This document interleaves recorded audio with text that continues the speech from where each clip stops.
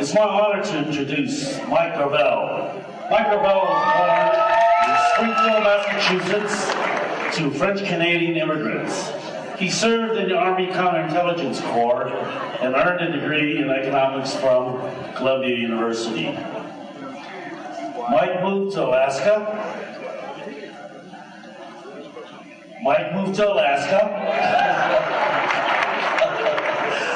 Built a real estate business, served in the Alaska House of Representatives as Speaker, and was elected 2 terms in the U.S. Senate. During the environmental watershed decade of the 70s, Senator Gravel co-sponsored or co-authored every piece of meaningful Senate legislation dealing with air, water, waste, and energy. Senator Gravel filibustered the military draft, forcing its expiration. He forced an end to undersea nuclear weapons testing in Alaska, and initiated the national global critique of nuclear power generators. As a critic of the Vietnam War and government secrecy, Senator Gravel officially released the secret Pentagon Papers and facilitated the publication. His defiance occasioned a Supreme Court case, Gravel versus U.S., establishing the precedent that members of Congress cannot be bound by the official secrets of any presidential administration. Since leaving public office, Senator Gravel founded and led 3 nonprofit corporations dedicated to bringing the American people into the operations of government to share the power of lawmaking with elected legislators. He proposes that American voters empower themselves with a national initiative, which would then permit citizens to vote for or against major policy issues that affect their lives. Senator Gravel and his wife, Whitney Stewart Gravel, are residents of Virginia. Please bring on Senator Gravel.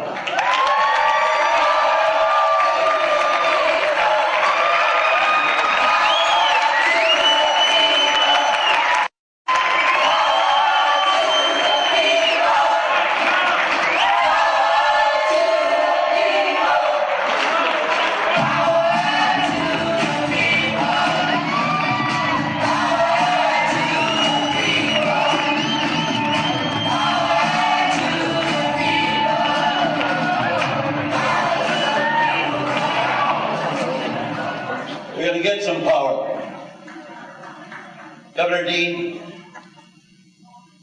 as a lifelong Democrat, I've been proud on occasions when my party did great things, and ashamed occasionally when it did not do great things. I want to thank you from the bottom of my heart for the leadership you're providing to organize this party, the Democratic Party, in every nook and cranny of the United States.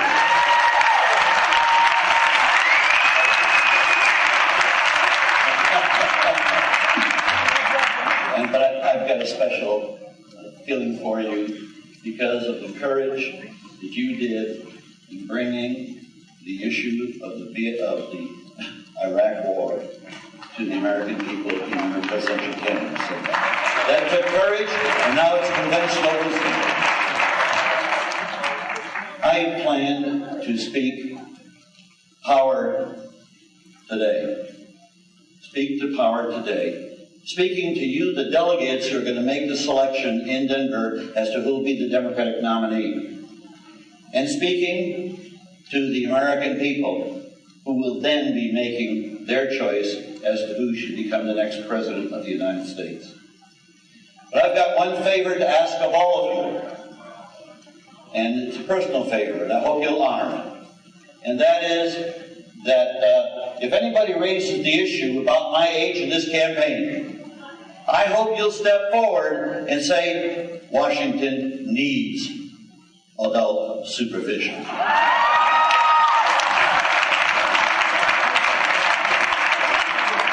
But first, let me introduce my wife, Whitney, over there. The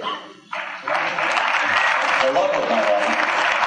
And and my sister, Marie, and between her, that lady with the iconic hat on her head is Granny D. Granny D, the biggest supporter I have in New Hampshire. A lady who at 89 years old walked across the United States on a basis of principle to do something about campaign finance reform. A lady who at 96 has given me some tips on how I should make my speech yesterday.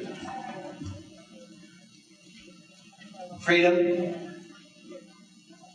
fairness, justice, morality, opportunity, peace, all goals of our founding fathers, and concepts central to the character of most Americans.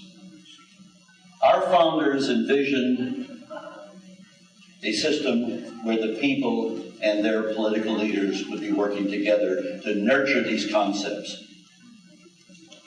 from generation to generation. Unfortunately, early on, in a compromise to perpetuate the evil institution of slavery in our Constitution, the people lost their power to amend the Constitution or to make laws. The compromise, those who compromised, they were able and they knew that the people would not vote to ratify the Constitution if slavery were included. They also knew that the people, if they had the power to make laws, that they would have outlawed them.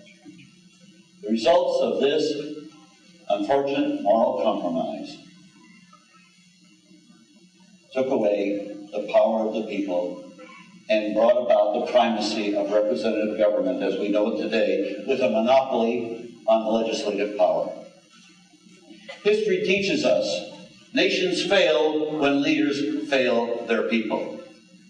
The decision to invade Iraq without provocation and fraudulently sold to the American people by a president consumed with messianic purpose is sadly confirms that lesson of history.